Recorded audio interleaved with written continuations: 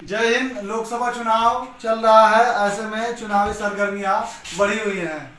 चुनावी सरगर्मियों को लेकर हमारी टीम पंजाब 24 न्यूज वर्तमान भारत सरकार के केंद्रीय वित्त राज्य मंत्री महाराजगंज से रहे 6 बार के सांसद पंकज चौधरी जी से बातचीत की। इसमें हमने उनसे सवाल किया कि इस बार भारतीय जनता पार्टी की कितनी सीटें आएंगी। इस पर उन्होंने बड़े ही दावे से कहा इस बार भारतीय जनता पार्टी 400 से पार जाएगी। वही हमने पुरानी पेंशन को लेकर बातचीत की। इसको लेकर उन्होंने कहा कि सरकार ने कमेटी का गठन कर दिया है, जो भी रिपोर्ट आएगी हम इस पर काम करेंगे। महाराजगंज का एक बड़ा मुद्दा है रेलवे का। हमने इस पर भी जब उनसे बातचीत की तो उन्होंने कहा कि रेलवे अब तक महाराजगंज में नहीं आया था। हमारी बड़ी कड़ी मशक्कत के बाद महाराजगंज में हमने रेलवे ला दिया है। आगे हमारी और भी अलग अलग बिंदुओं पे चर्चा हुई, बातचीत हुई। आप आगे देखिए हमारी भारत सरकार के केंद्रीय वित्त राज्य मंत्री महाराजगंज से रहे 6 बार के सांसद पंकज चौधरी जी से क्या बातचीत हुई। अभी इस वक्त मौजूद है उत्तर प्रदेश के महाराजगंज जिले में। आज के कद्दावर नेता का जन्म गोरखपुर में होता है। गोरखपुर नगर निगम से सभासद का चुनाव लड़के जीते हैं। हौसला बुलंद होता है। उसके बाद महाराजगंज लोकसभा में पहली बार साल 1991 में चुनाव लड़ते हैं। उसके बाद हौसला और बुलंद होता जाता है। लगातार अपने दांव पेच आजमाते जाते हैं। जनता अपना प्यार देती जाती है। तब से लेकर आज तक लगभग लगातार 6 बार सांसद का चुनाव जीत चुके हैं। फिर इस बार तैयारी में है, मैदान में है। आइए इनसे जानते हैं कि किन मुद्दों को लेके ये चुनाव लड़ रहे हैं। सबसे पहले आपका स्वागत है। धन्यवाद। चुनाव चल रहा है, किस तरह की तैयारी चल रही है? देखिए, भारतीय जनता पार्टी केवल चुनाव के समय तैयारी नहीं करती।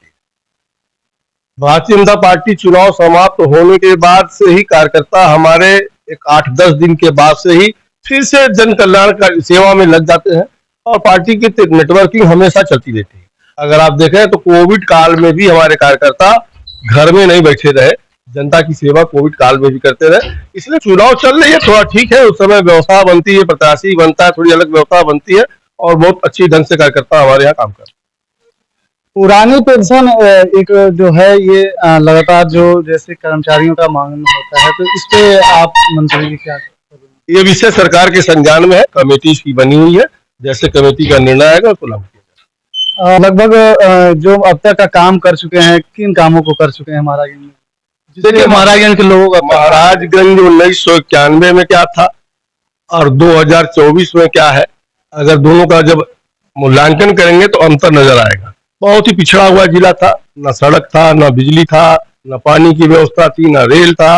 इन सब चीजों पे जो इस जिले का सबसे बृहद मांग था रेलवे लाइन का, वो मैं सफलता प्राप्त किया हूं। जो बुगली से वाया महाराजगंज आनंद नगर जाएगा, उसकी स्वीकृति भी हो गई है, उसके जमीन एक्वायर भी हो गया, लोगों का मुआवजा भी दिया जा रहा है, काम उसमें तेजी चल रहा है। मेडिकल कॉलेज की अभाव था, मेडिकल कॉलेज भी यहाँ पर निर्माणाधीन है। आपका कह लीजिए केंद्रीय पासपोर्ट ऑफिस भी खुल गया है, आपका हेड पोस्ट ऑफिस का भी यहाँ पे विस्तार हो गया। जो हमारा मेडिकल कॉलेज था, बस स्टैंड है, आईसीपी जो हम लोगों ने खुलवाया। ऐसे तमाम योजनाएं हैं जो कि जिले में चल रही हैं, जिसको आगे बढ़ाने का प्रयास किया। विकसित भारत संकल्प यात्रा जो कुछ दिनों पहले चली थी, जनता इसका मामला असल में वो गांव के लोग थे। मैंने ग्राउंड पे जब जाना तो वो कह रहे थे ये क्या किस लिए हो रहा है, वो समझ नहीं पा रहे थे। तो आप हमारे दर्शकों को इसके बारे में बताएं। देखिए, विकसित भारत संकल्प यात्रा प्रधानमंत्री जी जो कहते हैं वो प्रधान मोदी की जो गारंटी होती है, उस गारंटी को गारंटी में तब्दील करने के लिए हर गांव में विकसित संकल्प यात्रा भेजा गया कि भारत सरकार की जितनी भी योजनाएं चल रही हैं, अगर किसी को जानकारी नहीं है तो उसकी जानकारी भी दिया जाए। और अगर जिसका छूट गया हो, जो बुजुर्ग है, जो ऐसे लोग हैं जो मुख्यालय पे तहसील पे नहीं जा सकते हैं, वहां पर ही वो व्यवस्था दी गई थी। तो वहीं पे उसको ऑनलाइन भी कर सकते थे, फार्म भी भर सकते थे और भरे भी लोग। बहुत सा निस्तारण भी हुआ और लगभग 70,000 से ज्यादा फार्म आकर के जिले पे भी आया, उसका निस्तारण के कागार पे है। ये योजना केवल इसलिए थी कि जो योजना चल रही थी, क्योंकि मोदी जी की जितनी भी योजना होती है वो संपूर्णता की तरफ होती है कि उस समस्या को मूल से नष्ट समाप्त किया जाए। इस नाते ये व्यवस्था चल रही थी कि गांव-गांव जाकर जो छूटे हैं उनको भी दिया जाए। मंत्री जी, आपने रेलवे की बात की है, तो रेलवे अभी प्रत्याशी जो हैं वो कह रहे थे इसके बारे में झूठा है, ये सिर्फ चुनाव के टाइम आता है, इसके बारे में क्या है? आप मीडिया कहेगा आप रेलवे में चले जाओ, डीएम कार्यालय चले जाओ, पता चल जाएगा। कितनी सीटें आने वाली हैं इस बार? 400 पार। 400 पार। तो विपक्ष 150 की बात कर रही है। विपक्ष अपना कैलकुलेशन कर रहा, हम लोग अपना कैलकुलेशन कर रहा। ये थे भारत सरकार के केंद्रीय वित्त राज्य मंत्री पंकज चौधरी जी। फिर हम मिलेंगे दूसरे मुद्दे पे। तब तक दीजिए सलमान अली बंजारा को इजाजत। जय हिंद।